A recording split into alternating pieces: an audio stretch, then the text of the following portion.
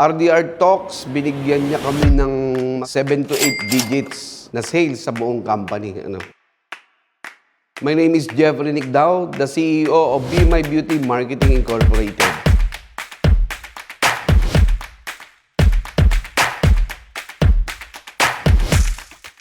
Ang RDR Talks ay nakapagbigay sa akin ng malaking brand exposure para sa aking produkto na talagang masasabi natin kung ordinaryong marketing strat lang hindi ma-achieve yung exposure na na-achieve namin nung na-interview kami sa RDR Talks. So talagang napakalaking tulong nung RDR Talks interview ko with Boss RDR para maiparating ko sa mga customers or sa mga end users natin na yung napakaganda naming produkto na Be My Beauty Dear Placenta. At bukod doon, yung aking confidence na lift ng mataas na mataas after that interview kasi ang daming nag-reach out sa akin, ang dami kong na-meet na tao, ang dami kong natutunan din sa mga taong nakasalamuha ko through interview nung RDR Talks natin. Actually, matagal ko nang gustong sabihin sa kanya to, lalo na nung after nung aming interview na talagang ilang taon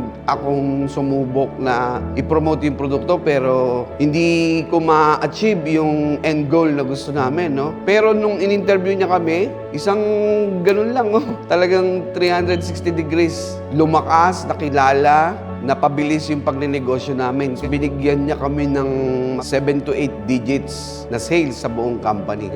Kaya naman ang masasabi ko kay Boss RDR, galing sa puso ko, na talagang napakalaki ng ambag niya sa aming kumpanya. Kung sa anong paraan ako makakabawi sa kanya para masuklian yun, gagawin natin. Basta kay Boss RDR. Kasi nakita natin yung puso ni Boss na tumulong sa mga negosyanteng katulad ko, katulad namin na nagsisimula, pero walang kakayanan na makipagsabayan sa malalaking kumpanya. Pero dahil sa RDR Talks or dahil kay Boss RDR, talagang nabigyan kami ng platform. I strongly recommend itong RDR Talks or si Boss RDR personally. Sa mga kaibigan kong negosyante na nagsisimula pa lang o gustong pumasok sa pagnenegosyo, meron silang magandang produkto, meron silang magandang serbisyo. Lapitan nila si Boss RDR kung gusto nilang sumipa o makilala yung kumpanya, yung produkto na inaalok nila sa market. Kasi si RDR proven siya na brand accelerator.